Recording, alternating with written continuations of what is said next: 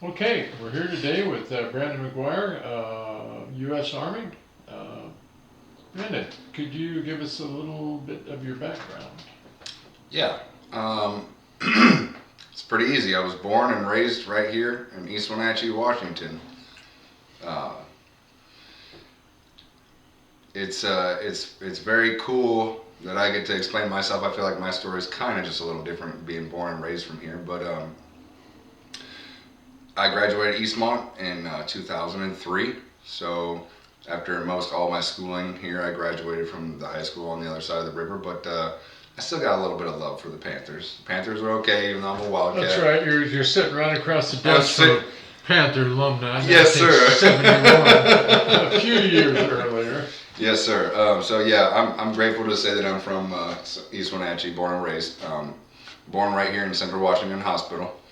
Um, I moved around a couple of times when I was young, up to the Kashmir area, and then back down here in Wenatchee. But ultimately finished all my schooling in 2003. So that's how school was for me. Just moved around a couple of times. Got my first real job, believe it or not, at Larry's Drive-In. Ooh, there's chicken. Yes, sir. So it's still there to this day, and I still make sure I get me some every once in a It while. was still there when I was a pup too. I believe that. Um, I'll say that from the beginning, I think I always knew that I probably wasn't going to pursue college. It just wasn't in what I saw my foresight or my future or things like that. You know, some people they choose to know they already know exactly what they want to do out of high school, or maybe their folks have some interest in helping them going with the funding and things like that. And I didn't have that route, so I learned from my grandfather at a young age, who was in the Navy and served during the Vietnam era. Um, was that grandson, unfortunately there's not a lot here for you younger people once you guys decide to graduate high school, and he said that the easier route may or may not be joining a branch of the service. And I was like, okay, Grandpa, I appreciate that. I respected what he told me.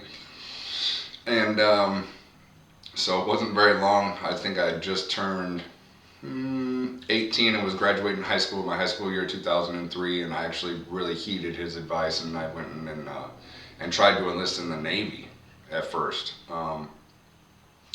And for whatever reason, I think I lost interest, I would say, just a little bit in how the program was moving through, because they have the delayed entry program. Mm-hmm. So DEPS was just like something where you come in and you kind of start making your way, like as if you're going to build like your future without actually being enlisted yet, right? So the DEPS was like you're kind of with us, but you're kind of not. And I would just say like I lost interest in the Navy for some reason, and I'm not exactly sure why, but it was funny because about less than a year later, I was talking to a lieutenant colonel on the phone from Spokane MEPS, and he was like, "You're going to join the Army." So I joined. He told me. I said, "Yes, sir," over the phone. It was pretty simple. And so the Army it was. And my enlistment date was May 26, 2004, Memorial Day. I don't know if most people know that, but it was this year's Memorial Day, so 21 years ago, almost exactly. Yeah. I enlisted in the United States Army, and I would say it was great from the jump. You know, I had a good basic training. Delta 1st of the 40th at Fort Sill, Oklahoma. I spent 16 weeks learning how to become a field artillery specialist. So 13 Bang Bang is what we called ourselves. Like in the old days, you call them gun bunnies. Gun bunnies, that's right, gun bunnies. And it was really fun because we got to, mechanized artillery was the type of artillery that shoot, move, and communicate, man. It was really cool. You get in the howitzer, you drive, you drop your spades, and you just let them rip, right? Throw them on the ready, take them from the ready rack, throw them on the, and then send them down range. So we always called that lazy artillery, for lack of better terms. There's towed artillery where you drop them off the back of the LMTV and you shoot it like that. But I'll get to that. That's Fort Lewis. But anyways, it was fun learning mechanized artillery at Fort Sill, middle of July, hot down, hot. Wasn't any humidity either, was there? No, not much. So the middle of July in Oklahoma is pretty warm, and I've never experienced anything at 19 years old outside of the States, right? And so for me, that was really brand new, right? Being in a different environment completely. But it was great training. I really remember there was a lot of things that I took about being a grown man, discipline and respect and integrity and all those Army values that go. I learned a lot of structure right then and there. I remember thinking, this is going to be cool. I might be able to stay for quite some time. At the end of basic training, you do the rites to passage, and you become AIT, and you start your advanced individual training. And howitzer was just go out in the field and just shoot, just learn how to be proficient at shooting the howitzer, right? And I think you only spend, like, I want to say it's 14 for basic and only 4 for AIT. So I think it was only 4 weeks for AIT. Now, were those self-propelled that you're shooting, or were those towed? Yeah, they were self-propelled. Self-propelled. Yeah, mechanized artillery. Yep. And so at the end of AIT, everybody's sitting in the bay. All the drill sergeants are really drill sergeanting you. They're like, hey, it's cool. You guys have all passed and everything. Like, they start calling out names for orders and stuff, right? So everybody's grabbing their orders. Hey, where you going? Where you going? Everybody's talking. Everybody like, hey, I'm going here. Hey, I'm going here. And I just remember it was really straightforward. A lot of us were like, oh, your unit's already deployed. Like, we already knew some of these things, right? Like, oh, your unit just came back. Oh, you probably chilled for a while. I remember being told, oh, Private McGuire, you're going to Fort Hood, Texas, the 4th Infantry Division, right? So it was 1st Cav and us. And if I remember correctly, 4ID had just came home. So Cav was headed back to Iraq, and that was 2004, so that was 2000. It was only a few years right after the initial invasion, right? So not very far after I swore the oath and the planes hit the World Trade Center and all that stuff, was already finding out that I was probably going to deploy to Iraq soon, easily. And I think in the back of my mind, I definitely knew that volunteering in a time of war or time of conflict, I had a good chance of going. There was definitely a part of me that was like, yeah, you signed up for this, dude, so you should know what you're going in for, right? So there I was, getting ready to go to Fort. I shouldn't skip too far forward. I did get the 10 days. I came home here to East Wenatchee, hung out with my folks. We all had a little get together, I think I remember, and then I flew back down to start my initial in Fort Hood. And so we ramped up, because that was the whole year process of getting ready to deploy. Once Cav came home, we were ramping up to go back. So 2005 to 2006 was my first tour to Iraq out of Fort Hood, Texas. Now, was that with the 4th ID or with? Fourth ID. Yep. So first out of 3 that I did, first tour was much. How do I explain this one? It's much different in the sense of, collaterally damaging, speaking wise. Like, we had already went in and did all the initial push and invasion, and we were basically told that we weren't going to be allowed to shoot too much artillery, right? Like, unless it wasn't some kind of illumination round or something. So our artillery didn't even stay on the FOB. We got sent to FOB Duke in the middle of the Najaf province.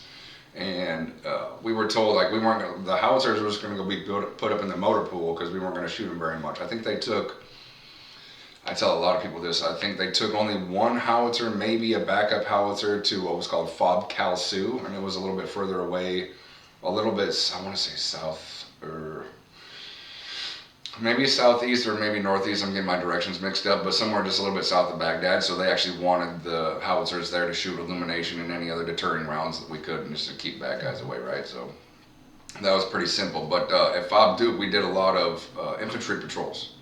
We became QRF. We became a lot of the regular scheduled missions to go protect joint security stations and things like that, where Iraqis and us worked together, where there was just providing outside security for the folks who needed to have intel conversations and things like that, or a little bit of humanitarian aid missions too. We did quite a few of those as well, like a lot of driving outside the wire, setting up concertina wire, handing out blankets, handing out water jugs, handing out food, tossing candy for the kids, like the stuff that kind of made my heart feel good, even though I knew we were in a weird place. Yeah. We were still trying to give back and show that we cared, right?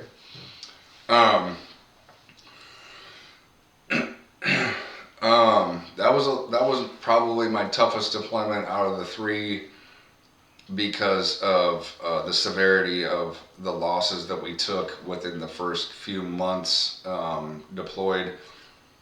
We lost our battalion XO. We lost our battalion um, our battalion medic. We lost some. We lost a couple of a captain, a sergeant first class, a couple of privates, all in one IED attack, unfortunately.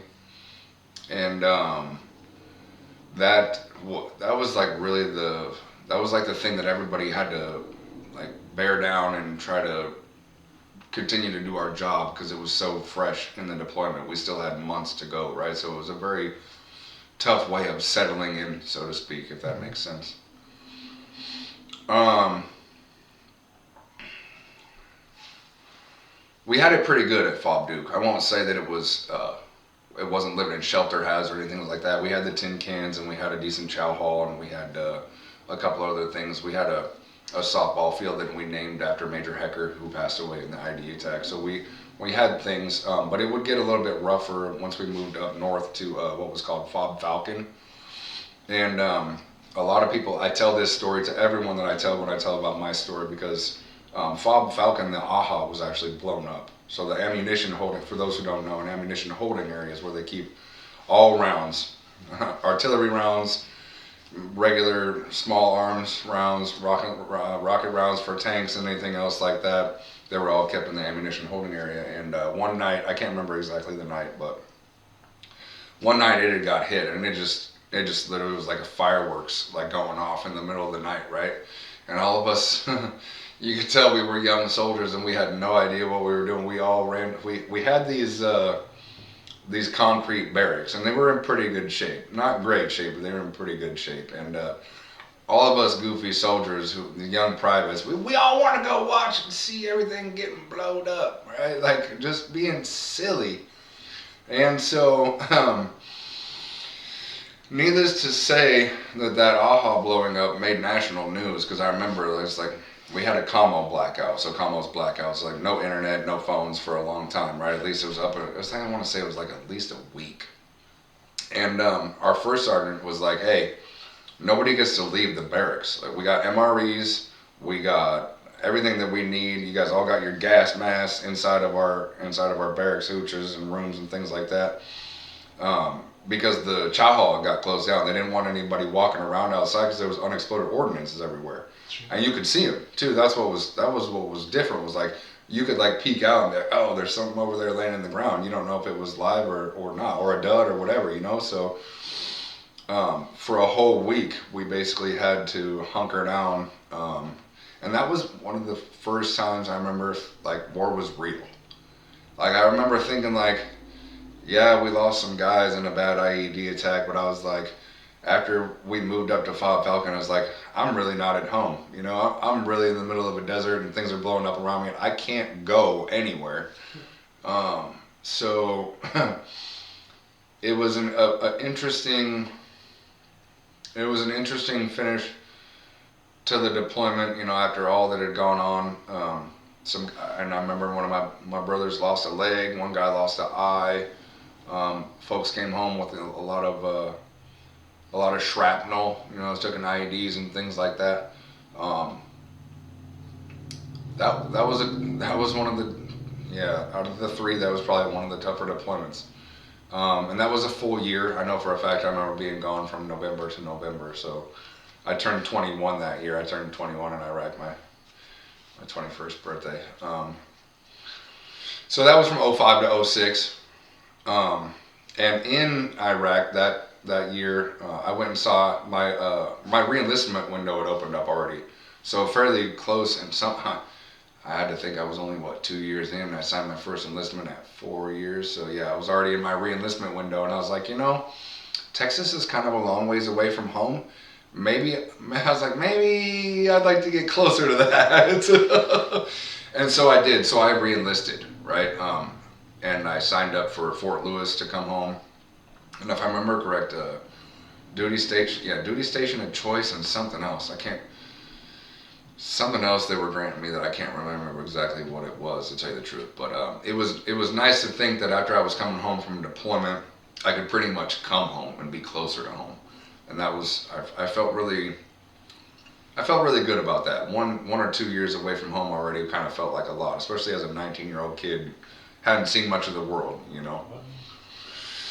Um, so get back to Texas, get all my affairs in order. You know, you start getting the process to start the PCS and all that things. You go turn in your gear at CIF and all the good things, right?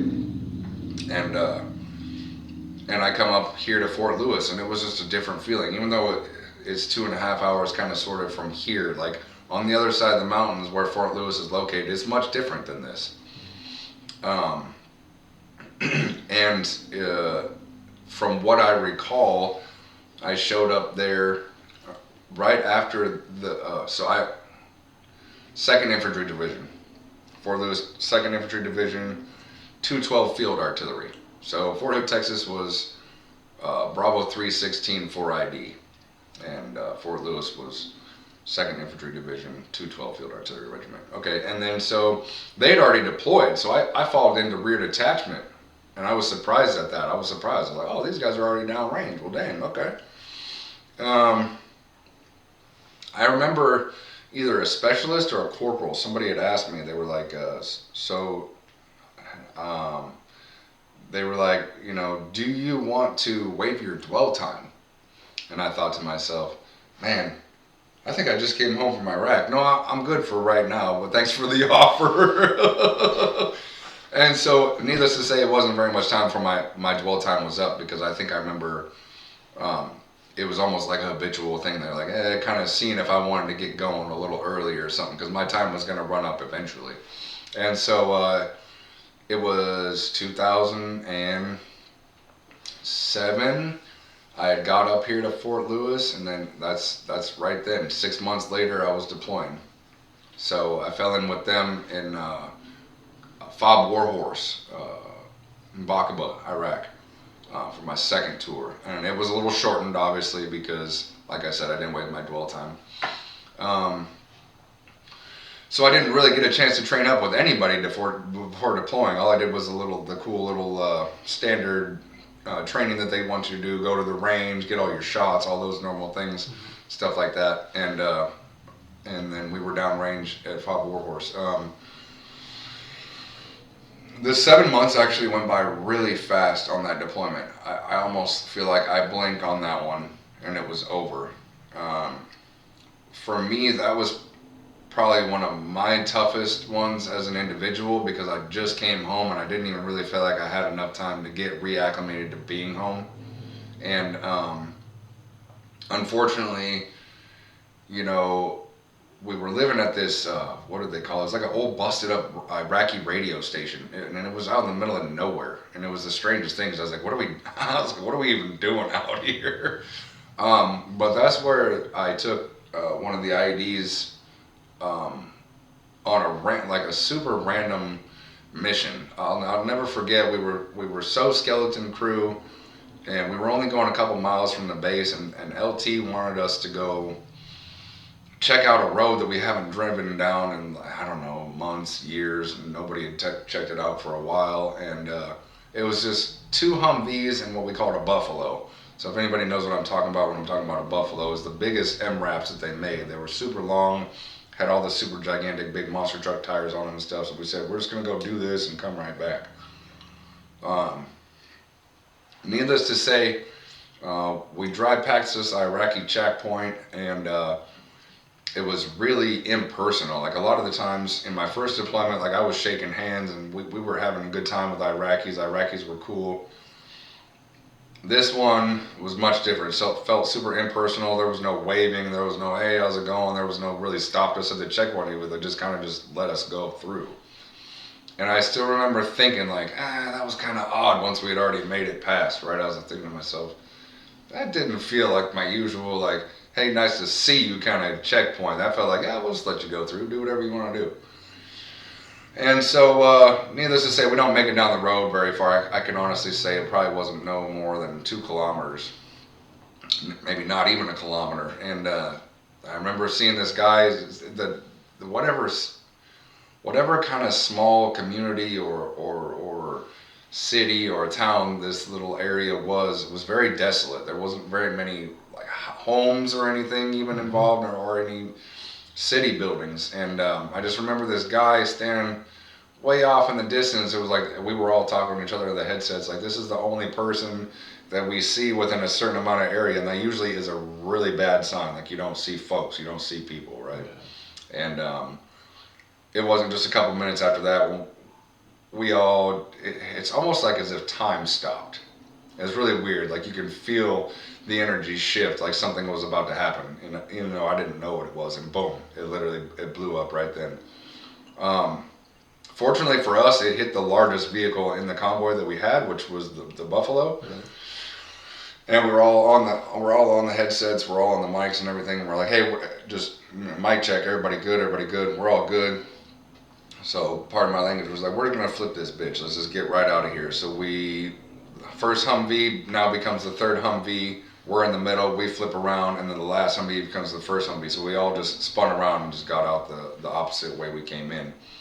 And no one was injured, thank God. The Buffalo did exactly what it was supposed to do. Had all the extra, like what they put the armor on out there to protect you from the scatter of the IEDs and things like that. Blasted the windshields pretty good, but didn't break through. Blew out a tire really hard. And it was the strangest thing, being still almost so surreal that it was almost another one of those things. Like, okay, just like the AHA blowing up in Iraq, my first tour, like this is real. I'm still not at home. Like, so when we're driving back and we're leaking fluid out the back, the tires popped, we're driving, we're just mashing it because we only have a couple clicks to go. We're not trying to go very far. And we get back and we all jump out, and I'm not even kidding, Howard. Like, we jump out and it's like, hey, we're all alive, and we laugh about it. Like, it was one of like the only ways I think we knew how to deal with that kind of a trauma at the time. Was like, yeah, that was kind of crazy, but we're all okay, and we're just gonna laugh for a minute. And I remember thinking to myself, am I gonna be able to sleep tonight? Like, is this gonna be okay? Like, because we only had these halfway hooches, like regular field tents. I don't know if you remember, just the tan ones. Yeah. We weren't living in barracks like I was in my first tour. Or we weren't living in tin cans like I was my first tour. This was out in the middle of a broke down radio station where we just slept in these rooms. They didn't have bunks. They didn't have cots. Like, it was like you just slept on the floor or whatever, you know? And well, I think some guys got a little shook from that.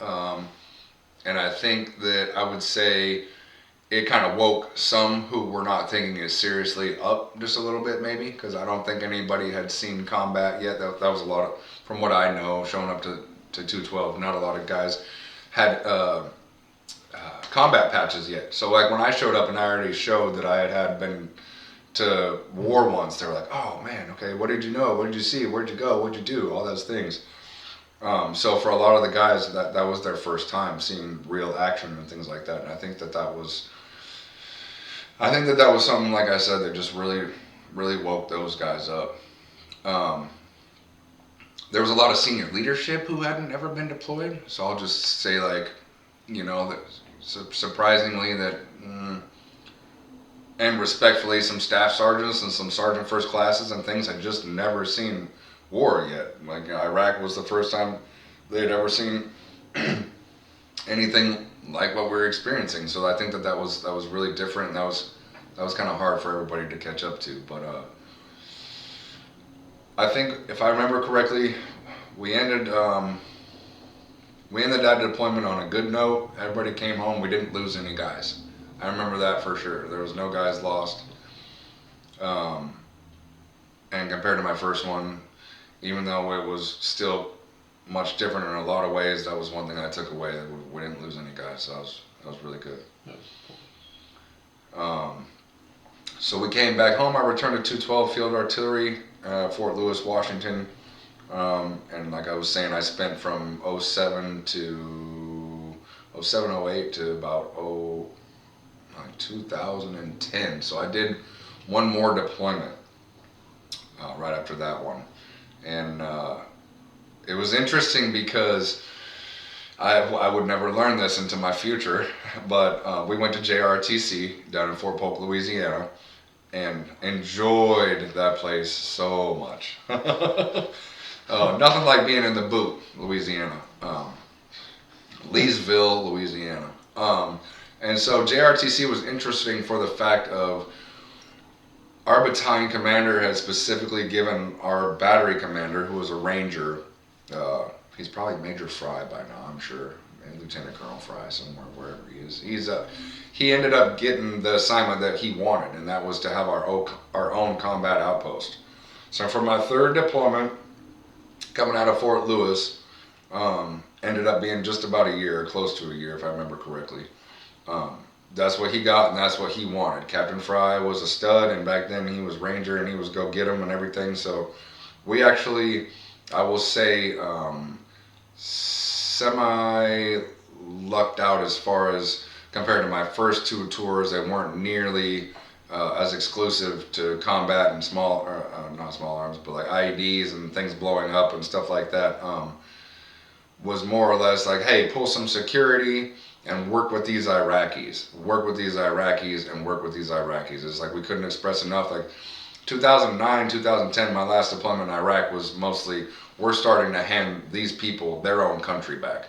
So in essence, it went from Operation Iraqi Freedom to Operation Enduring Freedom. So I was in each one of those conflicts, and I actually got to watch how it started, and then towards the middle there, and then towards the end as we were leaving, and we were basically teaching them ground mounted patrols, right? And just how to move on the streets. And we were doing more speaking with the group leaders in the communities and things, trying to get information, asking them if they wanted help and so on and so forth, instead of kicking in doors every day and stuff like that, right? Like it was, I don't want to say non-violent, but we were definitely trying to do it in a way that was more political.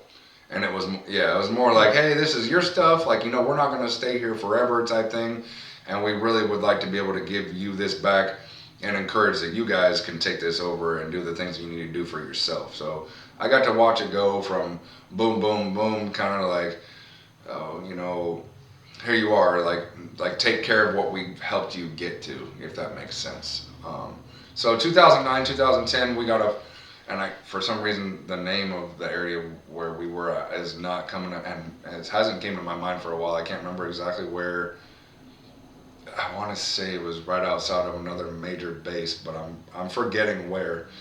But Captain Fry, First Sergeant Leiter, they had it. It was locked down. We had a cool little cop. We had our own little kitchen, and we just maintained security, and then just did a lot of combat mounted patrols with the Iraqis. So it was like everything slowly in my life, from my deployment wise, started out tough and then got just a little bit easier. So I was grateful that I got to just get over the tough stuff early and then kind of slowly move on to less combat, if you will.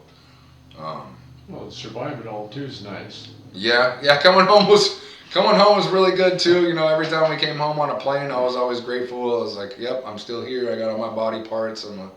I'm a very grateful man. So those years of my life and my time in service, they went fast.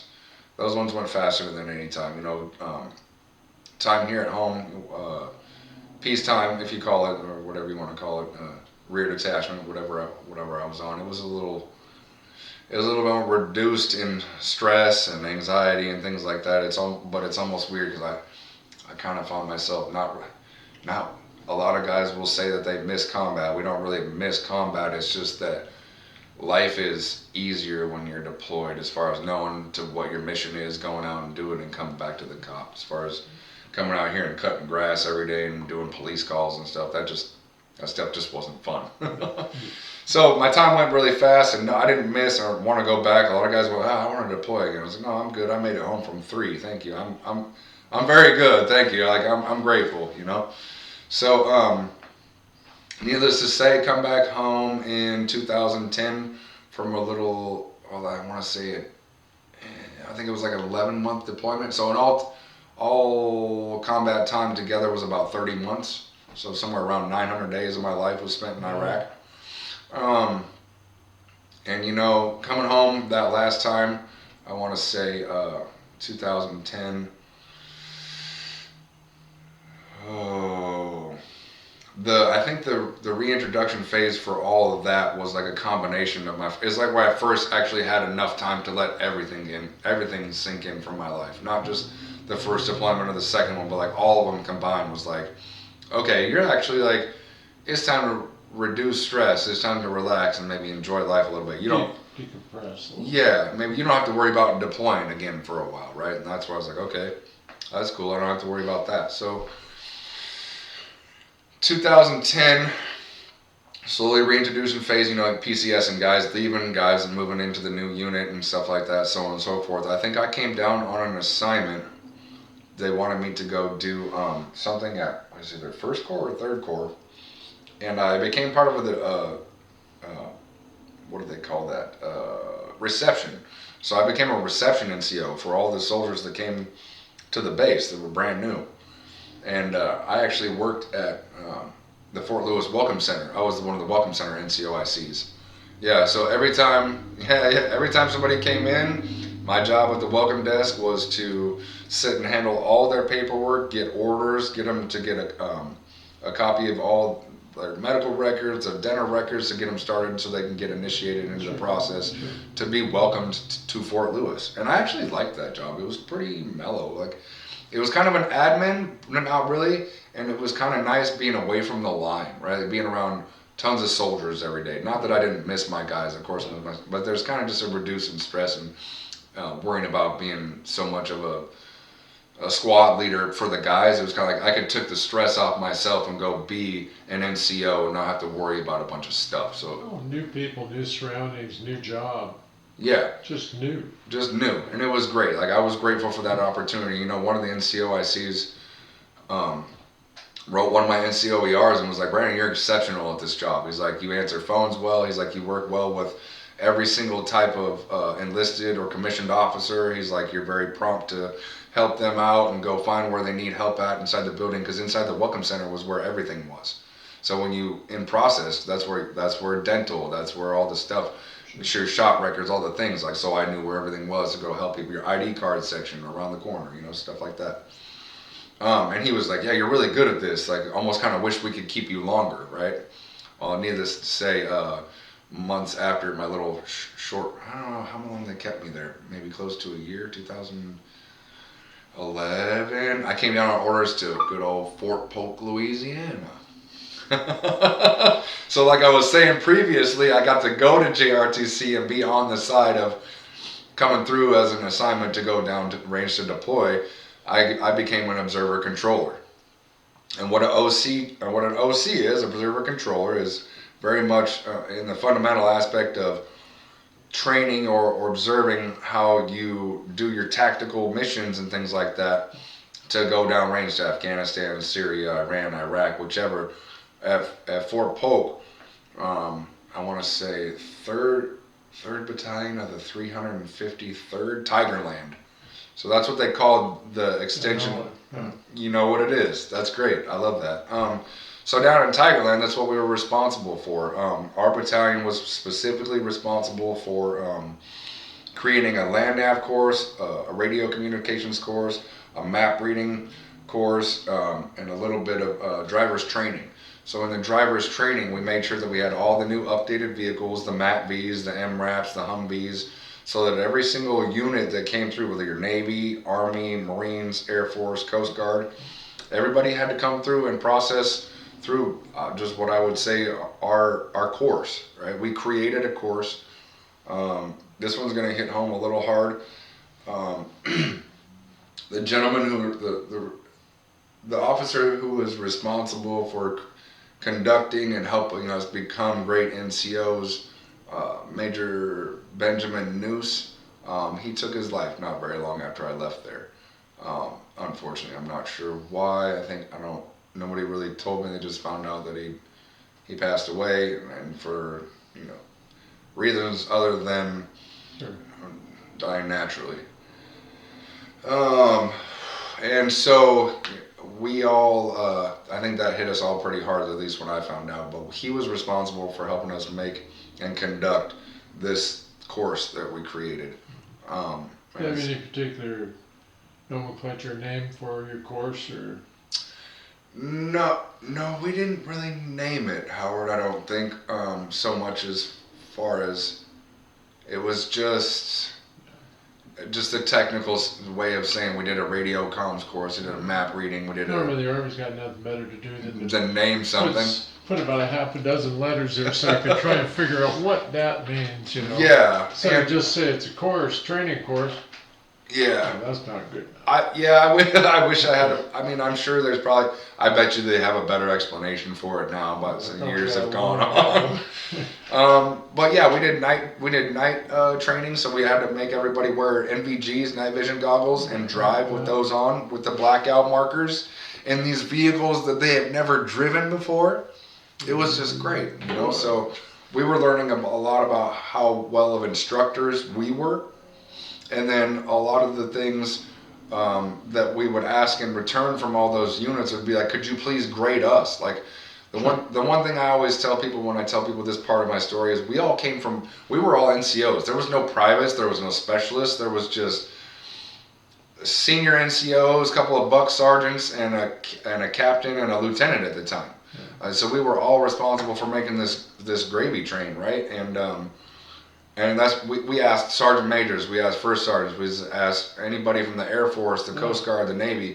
Hey, yeah, please critique us so we know if we're doing a great job, good enough job for you guys that you're going to go down range and be effective and keep all your people and keep all your equipment and bring everybody back home successfully, right? Well, and don't you think that critique helps you do it better? I mean, if they've seen something that may have been a little more effective for their particular case, if they mention that, then maybe that's something you can incorporate or at least have some discussion about. Yeah, absolutely. To improve what you've already got. Yeah, and I would just say that we stuck it up pretty quick. Like it was a lot of guys just coming together, just sitting and brainstorming, mostly because we'd all been through different parts in our careers in our lifetime. Like I said, staff sergeants, sergeant first classes. This was a lot of us getting together and just being men without having soldiers to depend on. Like, you know, you delegate and you pass it down the line. Well, there was really nobody to delegate it to but another NCO. So it's like, hey, we all might as well do this thing together and be good at communicating, be good leaders all together, right? At the time, what rank were you at? I was a buck sergeant. Buck sergeant? Yep. And so I think I got one more cool duty assignment there too. It was right towards the end of my ETS and determined service, and they got me to go do detail on a range, but it was for civilian. So at Fort Polk, I don't know if very many people are familiar, but you can go shoot pop-up targets and stuff as a civilian. You don't have to be in your Army gear. You don't have to have all your flak on. You don't have. You can just, hey, I'm here with two guys. We're just gonna go out here and shoot a couple clay pigeons and then go home, right? And we're like, okay, cool. Enjoy yourself. Let us know if you need anything. I'll tell you what, if it was civilians with guns on, I would have got that flak jacket back. I said, war was one thing, but I mean, you guys shoot civilian with guns. Yeah. I mean, you never know that people down in Louisiana, they may have something, a little, what do you call it? A little something to imbibe their spirits. Sure. Spirits. Yeah, there we go. So it was really cool that I just got a cool, and I think everyone understood that. They're like, hey, Brandon's kind of deciding to get out of the Army. Like, that it's not prudent to try to keep making him do Army stuff when he's not planning on staying in the Army. So it's kind of like, hey, take this detail, go chill for like. How long did I get to chill for? Like a couple months. I got like at least an 8-week little break. Yeah, go hang out, go do this over here. You're at least doing something, but you don't have to be part of this right now. Well, you must have been there for what, around 9-10 years by then? Right, yeah, right around that point, yeah. That was my 10-year mark, and so this leads into the same way I tell everybody the end of my story is my battalion enlistment NCOIC was my platoon sergeant at the time. So they're down there in Fort Polk. He goes, hey, Mac. You know, we called each other because we was so loose. We were all enjoying somebody's. We would have barbecues, family get-togethers, birthdays for all the girls and the kids everybody had. Hey, Mac, because that's how we talk to each other. Or even sometimes, I remember a couple of them calling me Brandon. Hey, Brandon, because they were getting me used to getting out. Right? They're like, oh, we're going to call you by your first name. Hey. So, but... You get used to that back in the real world. Yeah, get used to that in the real world. It's like, okay, around. I respect that. Thank you. And so, like I said, my platoon sergeant calls me up. Hey, Mac, I need you to come to the office. Okay, cool. What is it? I'll see you when you get here. All right. Hey, you came down on orders? And I kind of chuckled at him. I still remember. I go, it's kind of it's kind of funny that Uncle Sam would try to do me like this, like as I'm about to get out of the Army. I go, orders for where? And he goes, Korea. And I go, yeah, I can't really think that I want to take a vacation to Korea for any reason in my not so near future. So I said, no, thank you. And he goes, okay, not a problem. He goes, not a problem. He's like, but you're going to have to go up to the brigade NCO enlistment and sign what's called a declaration statement. And I said, what's that? And he goes, you're going to sign a piece of paper that says you're not getting out of the Army because you don't want this duty assignment. And I go, not a problem. Yep, I got you. And I sure did. I went and followed through with it. He told me who to go to speak to. So I signed my name on this little paper, and that was my way. That was my sign to myself. Like, hey, dude, you did 10 years in the Army. That's good. You don't want to go to Korea. You don't have to. And you've been gone from your home and your family for about 10 years. Now is probably a good time to go home and enjoy some life. Yeah. And so I was fortunate that it all kind of like worked out that way. Because if it had worked out any other way, I could have seen, for some reason, the old me would have been like, yeah, I'll go to Korea and show everybody what it is I'm going to do with my life. But I was like, for me, it was like, no, I've done enough. I've seen enough. I've done enough. And I really just miss being home. So that was my way of really saying goodbye to Big Army, and leaving on a good note. Like I said, all those NCOs, they always, 4 or 5 of those guys got out, maxed out at E7, E8, did all their 20, all their time in the Army, and I'm super grateful. Those dudes are great friends. Like I said, we barbecued and hung out and shoot the breeze, but I'll never forget my buddy, Sergeant Varian, if he's out there, he was standing at his doorstep, kind of right in the front of his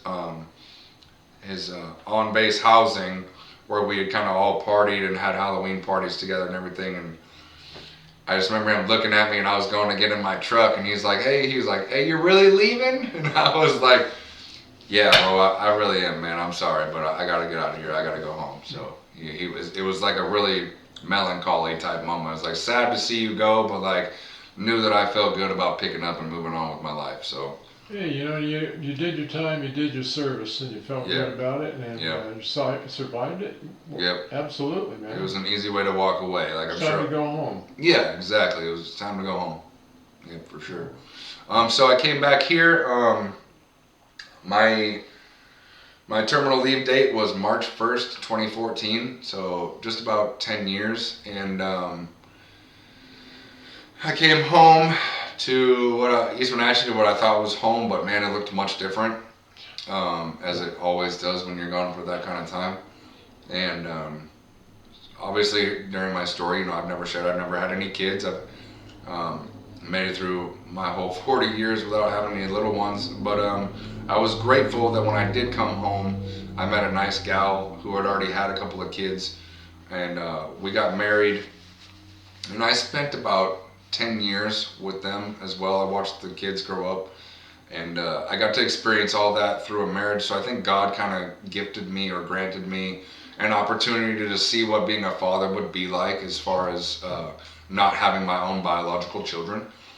And I think that was a blessing. I do believe that I learned a lot, and even though that marriage dissolved, I'm grateful for all the time that I got to spend with the kids and her. She taught me a lot. I'm sure I taught her a lot, and we went through a couple of tough situations and stuff about myself and things. So I know that was put in my life for a reason. So she's a very good woman, and I'm grateful for her and the family. So after about 10 years of being together, so when I came home from 2014 to just a couple years ago, I bounced around from a lot of jobs, man. I tried to do I was a line cook for a little while here over at what the restaurant used to be called the Wild Card. It's over there right next to that hotel across from the mall. And it used to have a casino in it. I think that was Kegler's Casino. Anyways, so I was a line cook for a little while there. And then I tried working at UPS as a UPS truck driver. I kind of liked the idea of doing that up until the point like where I got in the truck and I didn't have nobody to BS with. Like I was on the route by myself delivering packages, and I was like after about like 8 months, I'm like, man, I really want somebody to talk to or something. You know, I'm kind of bored out here driving this truck by myself. Just some voices. So I should say that, you know, I not that I was tired or worn down from it, but I was like, I really feel like I should be more interactive. I feel like I'm missing out. Not that I was missing out, maybe I thought I was, but I was like, I just feel like I'm not giving enough of myself to people. Like I'm not seeing enough folks or something like that. That is really how I felt in the moment.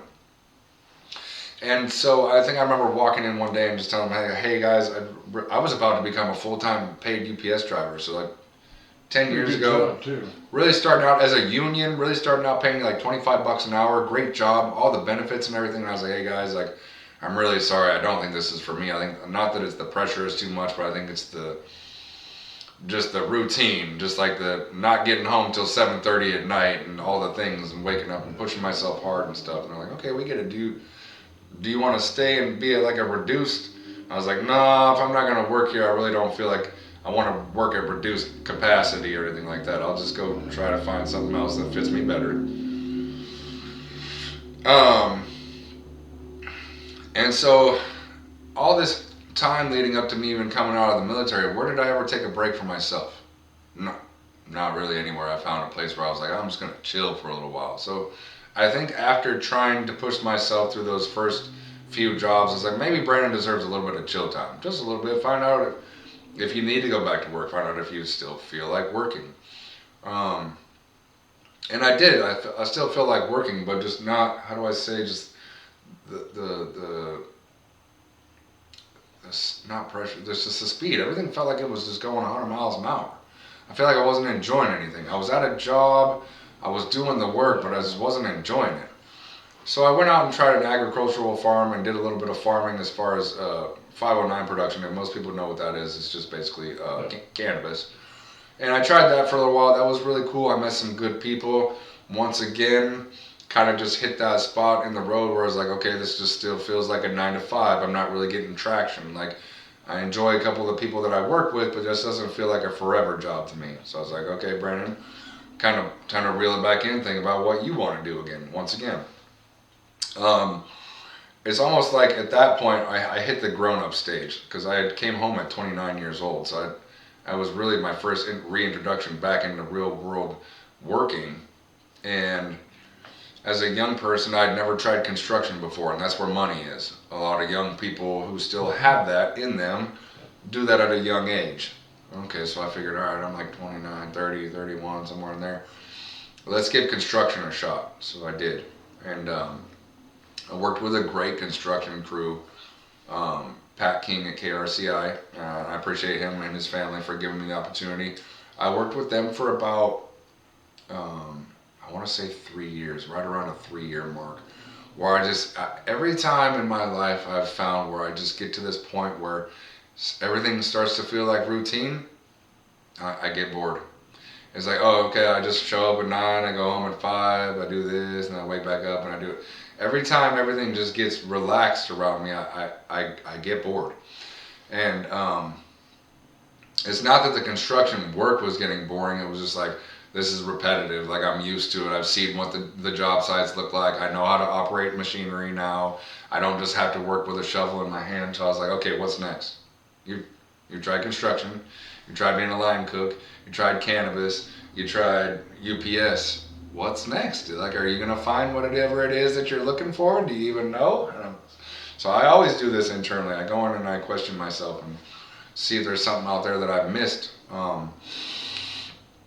I wasn't necessarily done with the construction, but I was done with the pace, and the pace was the 10-hour days. I think that's what started to wear on me. Just as the combination of a lot of the same construction and just the timing of it. So I found an outfit up in Kashmir and I gave it my last little bit of oomph for like the last year and a half that I had.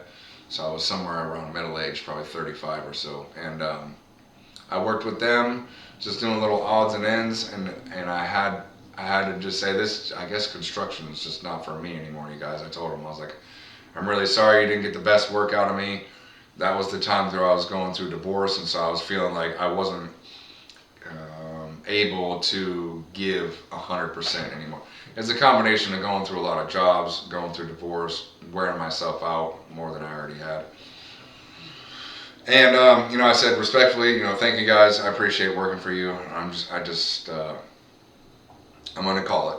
And I think I remember Alex and his dad were like, "Yeah, we'll see you later. I'm sure we'll run into you eventually again sometime, and just take care of yourself." And they're really good man. And Alex is actually a Marine Corps veteran, so I got to work alongside another veteran and help his family out for a little while, and that was really good. I met my girlfriend, my current girlfriend at the time, going through therapy, and it was funny because I hadn't seen her since high school, and she was a few years younger than me. I went around the world and came back. She went around the world and came back, and we bumped into each other at therapy. Super cool. And at the time, she was having car issues with a car, and we got her over to Ford. And I met some people at Ford, and they literally were like, "Hey, do you want a job? Like, you want to come work here?" And I was like, I had been trying and trying and trying for the last couple of years. This is getting closer to real time, and I tried resumes and applying for just little like odds and ends jobs. Almost like God was like, "I'm working on something for you, but I'm not going to tell you what it is. So a lot of these things are not going to work out." And so keep looking. Keep looking, yeah. Keep looking. And so I did, and I got online over there at Ford as a shuttle driver, and it was really great. And then I found myself getting wound up at things, working in an office environment and working with a lot more people than I would in any of my previous jobs, Howard. Like, honestly, it wasn't that I couldn't, it wasn't that I didn't want to. There was just little itty bitty things that nobody even knew that it was affecting me until I stopped and took a look around. I was like, I don't think any of these people know that I'm suffering, and I don't even know why I'm suffering. And there was, like I said, it was a growing experience. I worked there for a whole year as a shuttle driver. Great people, great environment, but I think I'm not necessarily meant to sit in an office type space. I need to be outside, moving around, using my energy for good and things like that. And I got myself a little bit too wound up, and they were kind enough. And I still think about these guys every day. Honestly, they were kind enough to just say, "Brandon, we think that it's in your best interest. Like, we would like to let you go get the help that you need." And I was like, "Okay, I'm super grateful." That I started recognizing in myself I wasn't right, and they did too. And so I want to give them a big shout out too to everybody at Pat Armstrong Ford. That's kind of a big deal. Not all employers are like that. Yeah, and I'm super grateful for that because it could have went another way, I'm sure. And so everybody over there, I hope that they're all well and all that. I really didn't see myself leaving there, but it was for the best. So that I'm grateful for. So I spent a year there shuttle driving. Up until just a couple months ago, so that's back in March or April-ish, and usually I go on these ebbs and flows. As far as I'm going to lead into therapy a little bit. Usually I go on these ebbs and flows when I have or do not have a job, and so for a long time I was seeing mental health, and things would be great, and I'd be going along and having a job and not really feeling like life was bugging me, and then I'd swap jobs, and before I knew it, I was kind of losing myself again until I got another job, and I'm back on the routine, and then I'm like, okay, now I need to talk to somebody, not as much, but I still need somebody in my life. Well, the therapy has been great all the way until I realized I needed to kind of meet someone that would help me understand my combat personality. Like I don't say like there's parts of me who are good, and then there's the combat part that I never really touched on. So a lot of the stuff I went through early on in my therapy was like childhood stuff, mother and father divorcing and things like that. And I never really got to the point where I started sharing some of the stuff that was really holding me back in life. And I met a gentleman through the Yakima Vet Center, and first couple of sessions, man, we talked on the phone. He was saying things that explained all my previous employee work-related issues, and he explained some of the things that I didn't really even know about myself, but I knew were issues. And just in speaking to this gentleman out there at the vet center has definitely helped me tremendously in these last few months, for sure. So all in all, I would say leading up to my real-time life right now, I just received, back in April, I was awarded a granting to the Staff Sergeant Fox program through our Chelan County VSO. And, getting my 100% disability changed who I am.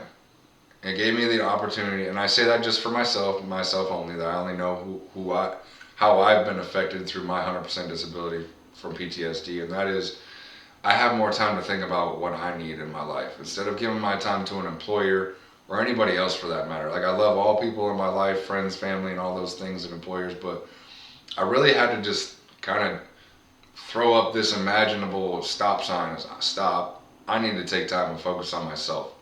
I've been doing a lot of things for a lot of other people, and I know that that's been keeping the focus off of me.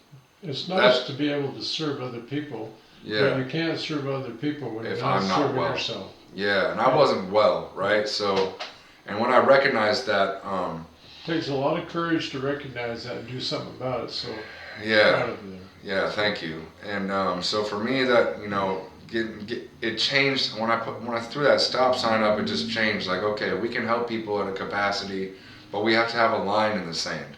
We have to say we know we can go this far today, and that's as far as we can go today. We don't try to push ourselves past it. And I think that's like a lot of things in life. We just have to know our limits, And sometimes, like I just said, I did a lot of things for a lot of people that I meant in my heart, but it was to take the focus off myself.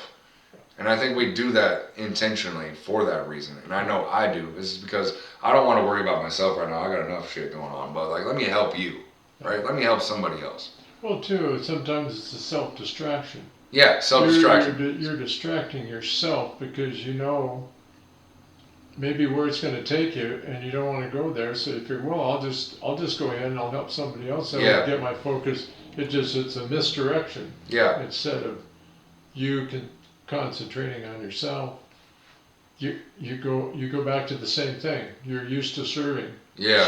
Serving, and so you figure, okay, well, this is the problem. I'm going to serve here. Uh-huh. And so your direction's over here, and everything's fine again because you're not dealing with what is really the issue that causes all that distraction, and for you to do that. And so when you get back like what you're doing now, and you're directing all that energy and all that focus and everything on yourself to get yourself better,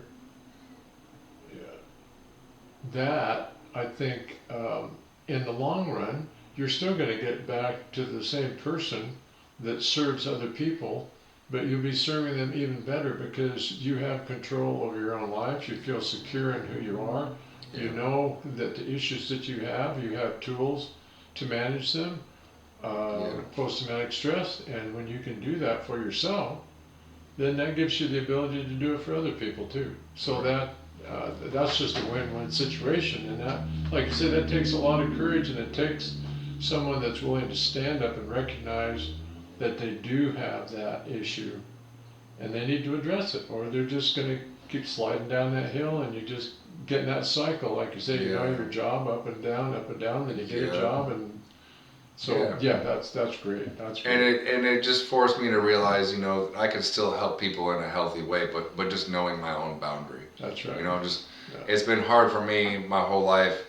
Most people don't know it, just to say no to people, just because I feel like giving, I feel like helping, I feel like doing something for other people to where it just keeps the focus off myself. But I'm at a point where I just turned 40 this year in my life, and I'm kind of, I know I sound young. I mean, I don't want to give you a heart attack over there or anything, but you know, I got a long life to live, and I just say that I'm grateful for a lot of you folks that I speak to. You guys, Vietnam vet era guys, like I'm really grateful for all you guys to be able to talk and things and share. And even this is a great opportunity just to let some of this stuff out. And maybe if somebody needs to hear what I've gone through or anything like that, maybe it helps them or. Well, I think what this provides to them is it just provides another tool, just like therapy. Right. Even if this isn't put out where other veterans can see it, when it's done, then you have this. You can look back on it and say, "Okay, on myself. Hey, I was able to let this out and talk about this in a very easy, relaxed thing." So maybe that's a step. Yeah. And to be able to see it, that's me. Yeah. And I'm able to do this. So yeah. that just re-energizes that confidence. Like, hey, before I couldn't do that. I couldn't say that. I could not even contemplate that for myself, much less say it in a conversation that's being taped to somebody. Mm-hmm. So, yeah, I mean, those are all positive steps, and you know, each little baby step. You know, it takes a while and it's not easy, but each little baby step, it gets you there. Just as long as you keep going forward. Yep. You know, keep stand straight. Yep. Keep moving forward. That's right. Keep moving. Yeah, see that, brother. Keep moving forward. Keep moving forward. Yep. Yeah, loving life. So because life is good. Yep. Life is very good. Yep. That's where I'm at. So right now I'm just currently unemployed, but it's not such a big deal. I'm concentrating on myself for a lot of reasons. So, as you know, I'm enrolled in the Alethea program through Alethea. Those horses are incredible beings, and I hope that if anybody hears my message, I'm going to let you share this one. So I hope that if anybody wants to understand what Alethea is about, it'd be a great tool for them, especially if you're on the fence of anything in life. Go try being around some creatures in a setting in nature where you can just let yourself be yourself. A lot of us, I'll speak for myself, but I think a lot of us feel the same way. We get this feeling of going and doing things, and we have to be around people, and we have to. No, there's a part of us that we can go enjoy nature and be outdoors and let yourself be yourself. We have this view or this defined way of looking at, like, I'm supposed to look like this, or I'm supposed to do things and look like this. Like, working with horses looks how it looks. Like, you go up on the ranch, Nancy and Valerie and Jill and all those ladies and all the Anns, and they're all wonderful, great gals up there. Don't you think that not only is it the horses, it's the way I felt. It's the whole thing from the time you go in that gate. Yeah. It's the blue sky. It's the atmosphere. It's the ranch. It's looking down at the river and the valley. Yeah, looking down. Yeah. It's all those things. Yeah. And then you spend this time with these horses that are non-judgmental. Yep. They have no prejudice. Yep. They have no preconceptions. They have no expectations of you. They accept you, and they know you. I think sometimes better than we know ourselves. I think so too. Because they're looking right at us, going like, "Oh, we're waiting." Yeah. We know what you're thinking, brother. Come on now. Yeah, for sure. Give it to us. Those horses are amazing. Yeah. So when I was speaking to the lady from WDVA, which came over, she's the head of that Starting Fox program. Okay. And she asked me my impressions of it. I said, well, bottom line is, for me, is that WDVA is issuing grant money to prevent veteran suicide. And this place, Alethea, saves veterans' lives every day. Yep. Every day. Yep. And every veteran that has gone out there, if you say that, they're going to say, amen, brother. Yep. That's exactly what it's doing. Yep. There's no ill effects. There's no drugs involved. You have very competent people. I mean, you have a very competent mental health professional and an equine specialist that points out. I always found that some of the feedback that she was giving on the horse's body language, their stance, the way they were moving, the way they were separated, the way some would stand off and look at you. Yes. She's reading them while the mental health person is reading you, Oh, you're and reading they're us. getting their heads together, going like, and it's just kind of a coagulation there of this is either working, it's starting to mesh, or it's not. Right. And so It's incredible, isn't it? I think it's just incredible. a wonderful thing, and you know, not only veterans, but I mean the children that go out there with all their different medical problems and their physical challenges and everything. Yep. You can just see the joy on their face, and like you said, the whole staff out there. It's just a very joyous, welcome feeling. Yeah, it you is. know, it's like we're talking about. It's like coming home. Yeah. You know, you come through that gate, you're home. Yep. And for that hour that you're out there and you're around there, and plus, you know, Nancy has said, you know, anytime you want to come out and just hang with the horses and watch them, and I said, yeah, I'd like to come out and do some video work, you know, on the horses, and so yeah, it's a great thing. It's incredible. Yeah. Grateful for that. Didn't even know the horses were any type of. I wasn't even familiar or understood or educated at any level about what Egala was or anything like that. And it's incredible because I think I'm just softer to the idea of animals being a way to interact and know about our lives. And I think that was what was so different about like getting over that first initial like I've never done anything like this before. I'm not sure how to be. I don't know how to interact with them yet. But like over the course of these last 5 weeks or so, Howard, like I was on today's Friday. On Wednesday, I was bowling with them in the arena. I set up the pins and made a lane, and Big Red Banner comes over and he knocks over a couple of pins like he wants to play with me, and I'm like, okay, dude, what's up? Like, you want to play bowling or what? Cool. Well, you know, it's nice too because they don't have a plane to catch. No, there's nowhere to go. They got patience. They got all the time in the world. And so if you want to sit there for the full hour, they'll stand there with you. Yep. Or if they get tired of standing, they're going like, we know what you're thinking. They will come over, and sometimes they will prompt you to do what you want to do. Mm-hmm. I know I've sat there, and I'm just kind of off in space, and the one with the gray muzzle, the one I call Greystoke, she come over and nuzzle me like, you know, you need to get up, get your cane. We know you're old and crippled, but come on now, get out here and play in the dirt with us, you know. So I get up and walk around. The other two are going like, yeah, that's it, that's it, girl, get him up. You know, so it's a mutual. They're not inanimate objects. I mean, they're living, feeling, compassionate. Yes. You know what I noticed too is that hour that I'm there, it seems to go incredibly fast. Oh, no.